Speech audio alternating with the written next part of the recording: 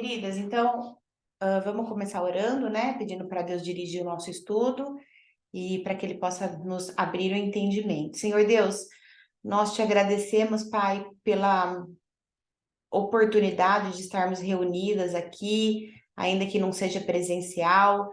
A gente está 100% com o coração conectados com o Senhor e nós te pedimos que o Senhor nos traga entendimento da palavra, que o Senhor nos dê discernimento e que o Senhor possa nos dar uma porção dobrada, Senhor, daquilo que nós precisamos. Somente o Senhor conhece, né, as lacunas do nosso coração e as nossas necessidades.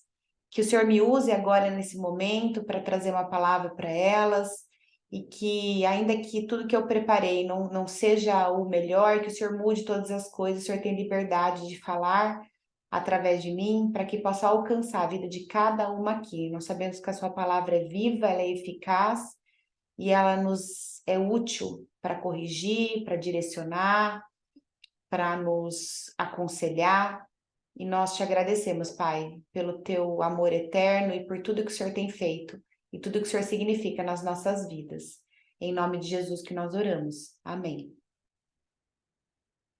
Então, eu vou passar uma apresentação para vocês, para a gente poder visualizar, primeiro, uma rápida pegada do que foi o último encontro, e a gente vai continuar falando daquilo que a gente já tinha proposto de falar sobre as mudanças, tá?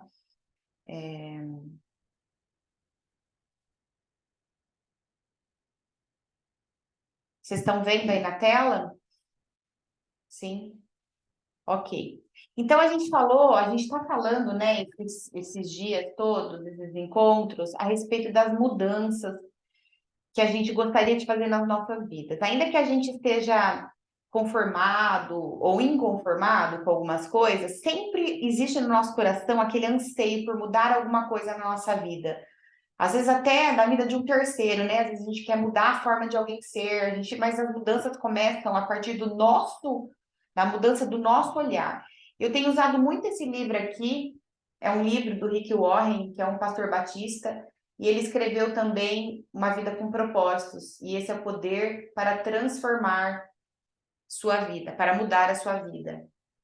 E é um livro muito simples de ler, um livro muito didático, e algumas coisas assim, um passo a passo eu tenho tirado desse livro. E a gente falou também que quando a gente fala sobre mudanças, o que a gente tem que levar em consideração é que muitas vezes a gente quer mudar, mas a gente não tem o poder para isso. A gente quer mudar, mas quando a gente depende da nossa própria força, a gente volta a ter padrões de comportamentos que nos prendem a coisas que a gente não quer fazer, mas a gente não consegue mudar. Chega uma hora, parece que tem uma limitação muito forte, a gente volta para trás e continua repetindo um padrão de comportamento. E a palavra mudança, ela vem da palavra dynamis, né? Que é dinamite, que é a força com que a gente tem a ressurreição. Peraí, tô tentando tirar vocês daqui e não tô sabendo mudar aqui, ó. Pronto. Então, a palavra poder, né, de mudança, ela tá nesse dynamis, que significa dinamite, ou seja, o poder da ressurreição. Quando Paulo, o apóstolo, fala, eu quero conhecer a Cristo e o poder da ressurreição, é esse poder, não é um poder nosso, não é um poder místico, é o poder que Deus nos deu através, né, do sacrifício de Jesus, que ele fala que faríamos coisas iguais ou maiores que ele. É o poder que ele nos cede, né, que ele compartilha para que a gente consiga fazer as mudanças necessárias que pelas nossas próprias forças seriam impossíveis. Quando a gente vê uma pessoa que se converteu, uma pessoa que mudou sua forma de pensar, de agir, é esse tipo de mudança que a gente está falando. Porque é o tipo de mudança que você fala, meu, aconteceu alguma coisa com aquela pessoa. Ela não é assim. É aquela coisa que destruiu realmente o que era, porque é uma nova natureza. E existe um processo para que isso possa acontecer. Não é só o nosso querer que vai, eu quero mudar. Existe um processo para essa mudança acontecer. E a gente viu que é algo que vai nos trazer uma nova natureza. Então ele fala lá em 2 Coríntios 5,17. Portanto, se alguém está em Cristo, é nova criação. As coisas antigas já passaram, eis que surgiram coisas novas. Né? Outra versão fala, eis que tudo se fez novo. Tudo se fez novo. Ou seja, você vê que essa pessoa ela mudou a sua forma de olhar, a sua forma de pensar, a sua forma de agir, de reagir, as suas companhias, o lugar que frequentava, o tipo de ideais, o tipo de valores, é uma nova criatura. E uma das coisas que mais tem poder de mudar... Opa! Tentando mudar aqui, Uma das coisas que tem o poder de mudar é a nossa mente, né? É necessário que a gente mude a nossa mente, a forma de pensar.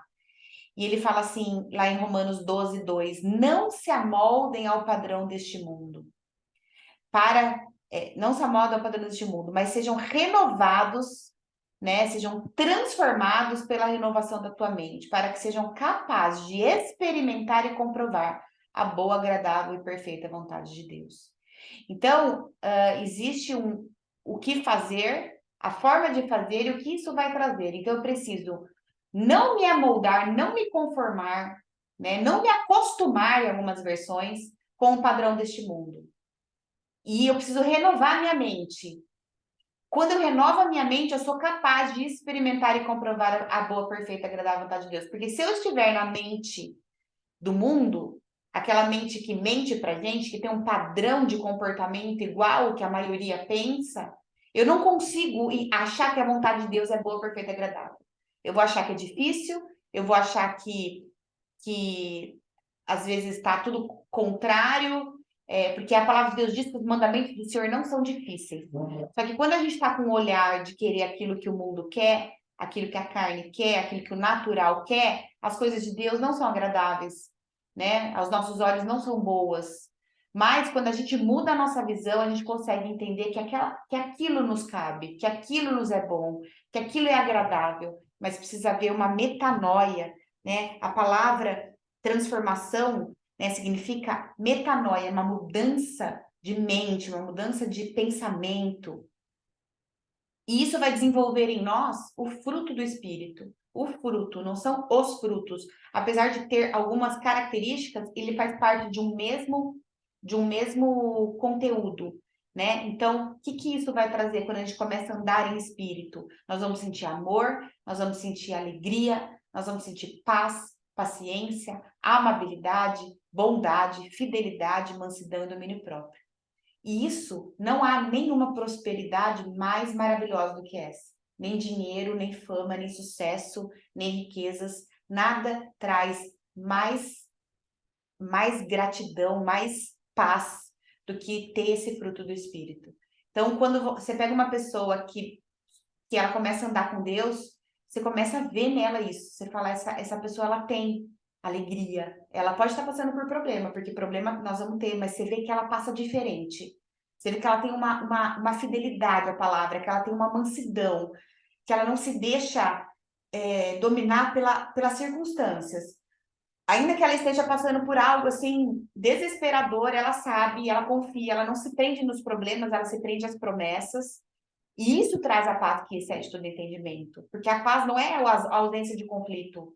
Se a gente olhar para a vida de Paulo, se a gente olhar para a vida de José, tantas coisas que aconteceram, e a palavra de Deus diz que a mão do Senhor estava com ele.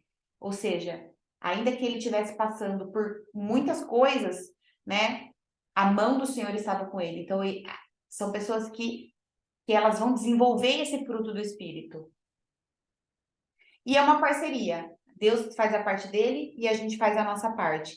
E a gente viu na semana passada, né, a parte de Deus, que ele vai utilizar algumas ferramentas para que a gente consiga ter essa mudança.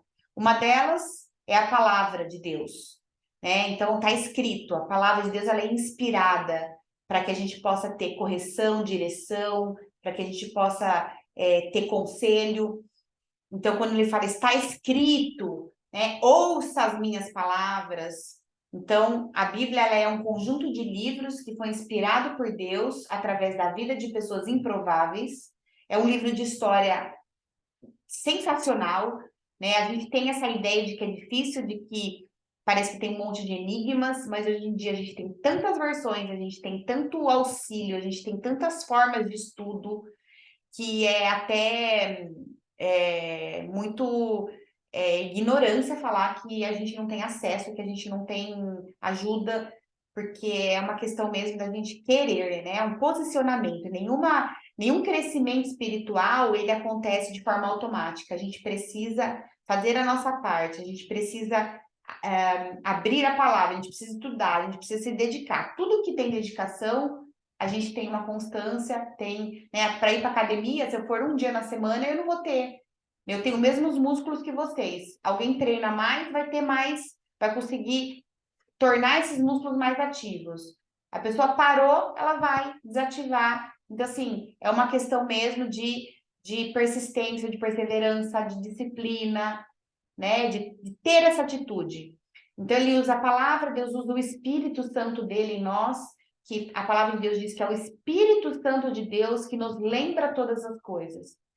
Você vai estar lá, de repente, você vai ter estudado um pouquinho de manhã, essas palavras vão surgir no teu coração.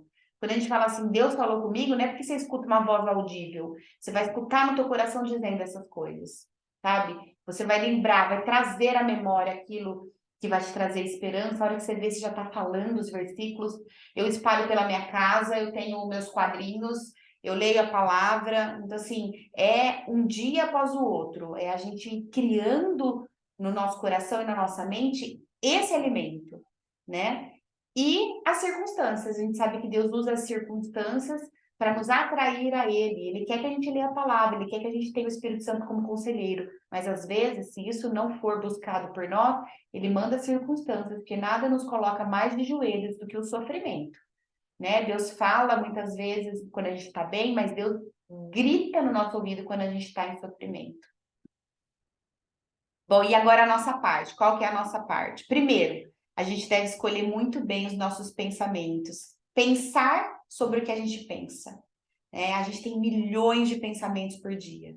Não teria como a gente controlar cada um deles, mas tem como a gente passar um filtro, né? Então, assim, tudo aquilo, lá em Filipenses 4:8, ele fala que tudo aquilo, vou até ler para vocês.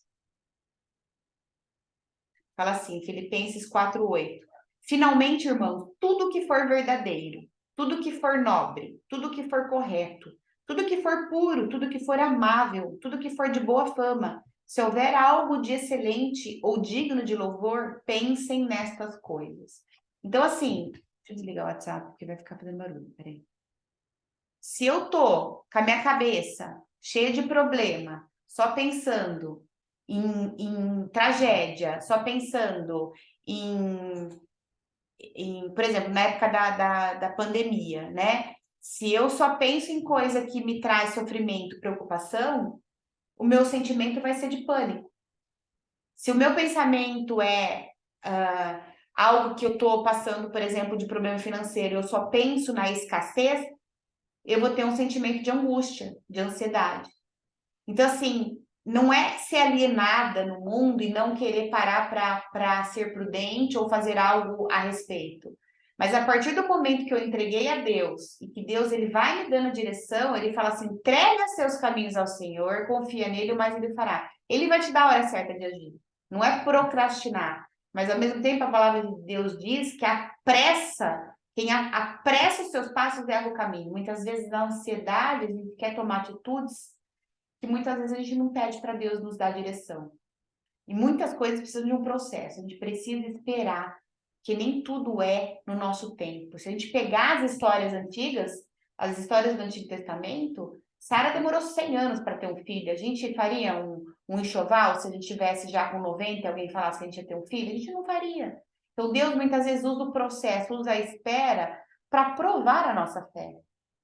Porque se a gente não tiver fé, a gente não consegue receber e glorificar a Deus por aquilo que ele faz. Se Sara tivesse tido um filho com Abraão na época normal dela, qual seria a chance dessa glória vir para Deus? Seria muito natural.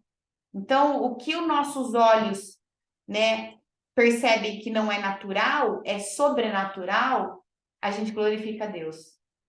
Então, às vezes, as coisas demoram para acontecer para que a gente possa mostrar a Deus. Por exemplo, vou dar um exemplo bem tonto, tá? Esse negócio aí de hoje. Podia ter dado tudo errado, eu não podia conseguir estar aqui falando com vocês. O negócio da internet. Foi só falar que eu ia fazer online, que pifou todos os cabos da rua. E assim, não tinha previsão de volta.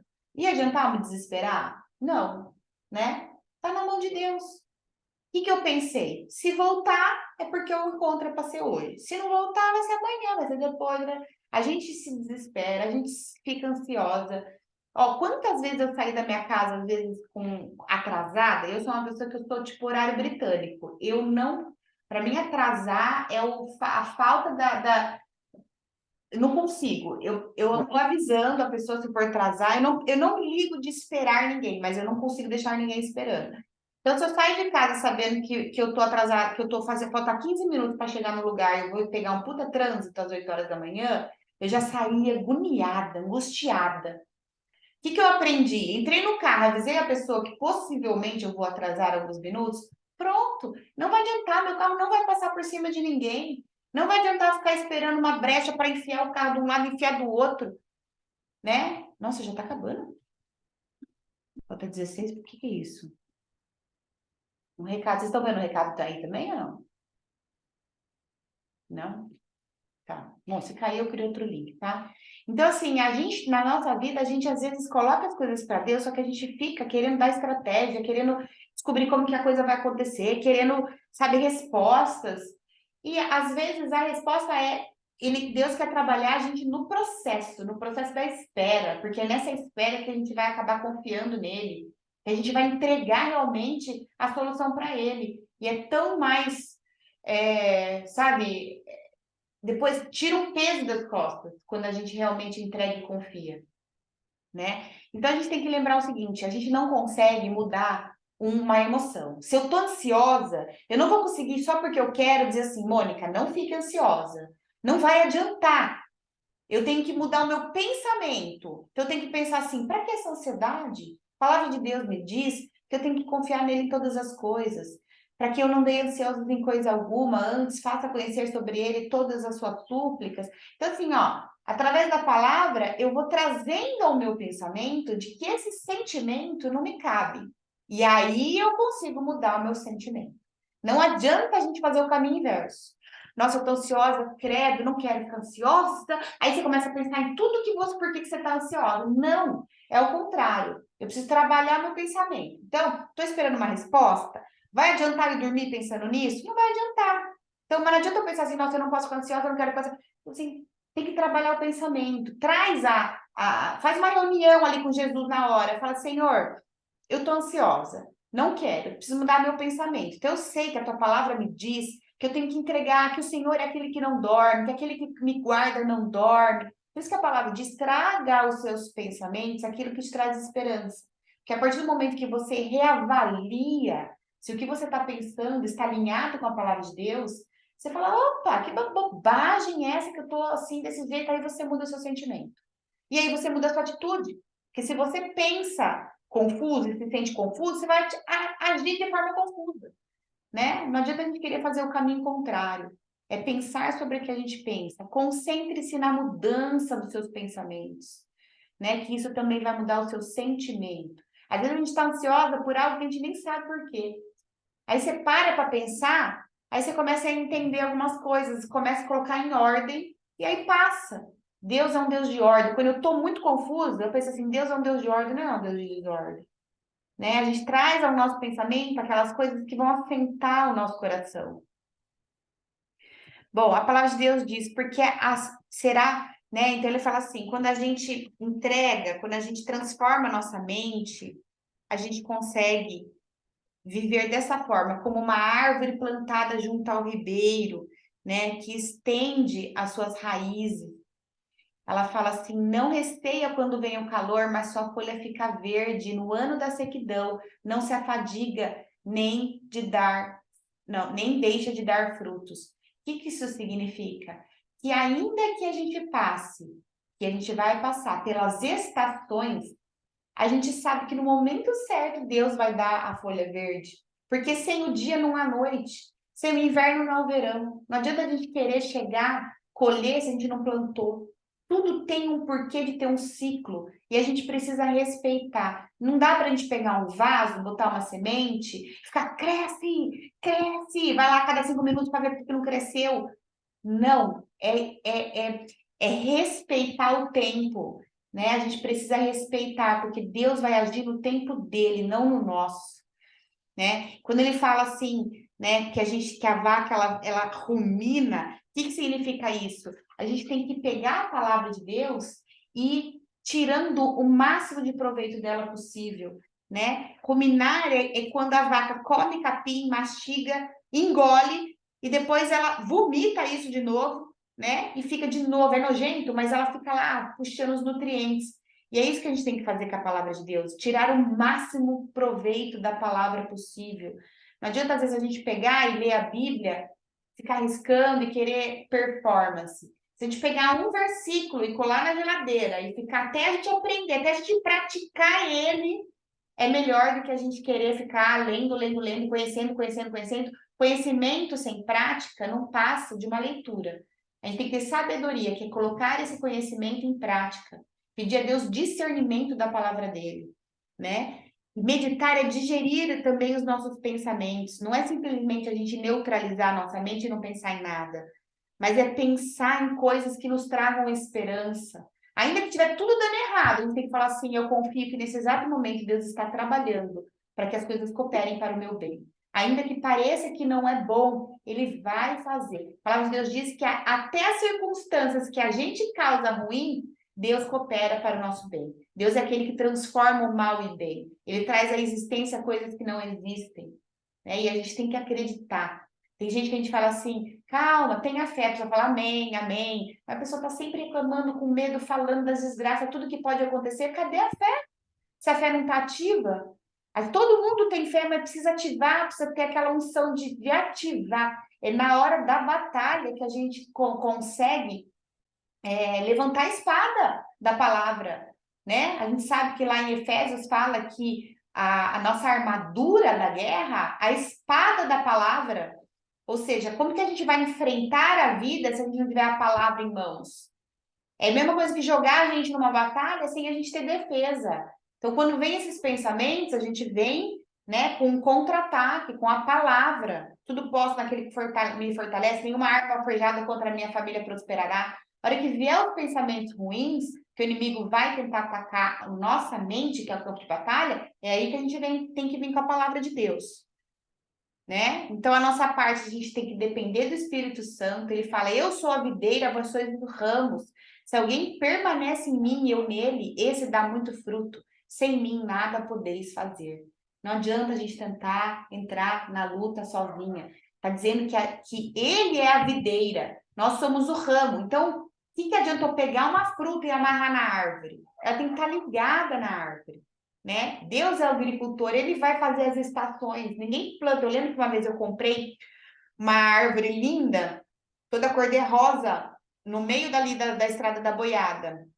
Ela estava toda florida, coisa mais linda. Enfiei no meu carro, não cabia nem eu direito com a árvore lá. Cheguei, consegui despejar a árvore em casa. Coloquei lá, né? Plantamos no jardim. Deu 2 semanas, não tinha nenhuma flor. Falei: nossa, eu estraguei a planta. Perdi todas as flores. E ficou um tempão aquela árvore murcha, sem plantinha, sem nada. De repente, quando deu o tempo certo, essa árvore começou com um rosa degradê. Coisa mais linda, branco com rosa claro, com rosa escuro. Eu sou louca com rosa, né?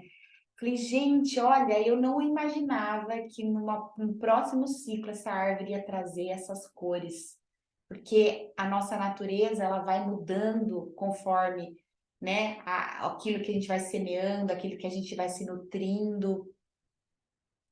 Então a gente deve reagir com sabedoria às circunstâncias, né? A gente não pode deixar com que as circunstâncias nos controlem. A gente tem que controlar a nossa reação diante delas, né? Esse final de semana, essa semana foi tiro, porrada e bomba. Assim, tudo aconteceu. Mas eu pensava assim: quando é assim, é porque a vitória é grande, porque o testemunho é forte, né? E assim, se não acontecer essas coisas na minha vida, como é que eu vou testemunhar e como é que eu vou ter experiências para colocar tudo que eu aprendo em prática. É até chato aprender e não ter o que praticar. A hora que vem as coisas, é a hora de a gente botar em prática e ver o poder de Deus. Por isso que fala que se a gente for perseverante e não desanimar, isso vai fazer com que a gente amadureça em fé. Porque se só acontece coisa boa, como é que eu vou provar minha fé para mim mesma? Né? Ó, fala assim, se a gente também a gente deve se gloriar nas tribulações, porque a tribulação produz perseverança, e a perseverança é um caráter aprovado, né? E o caráter aprovado, ele produz esperança. O que que é esperança? É a gente esperar com boas atitudes, certo? E, gente, se cair, eu vou abrir rapidinho um link, tá? Porque tá aparecendo aqui tem 1 minuto. Então, essa parte do fogo é muito legal. A palavra de Deus diz muitas vezes que o fogo afia, né? Assim como o ferro afia o ferro.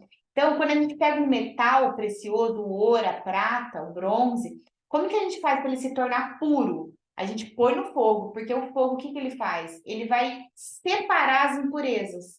Então, tudo aquilo que não for bom para o metal, o fogo faz com que essa impureza se separe. E aí esse metal vai se tornando mais puro. Por isso que muitas vezes a gente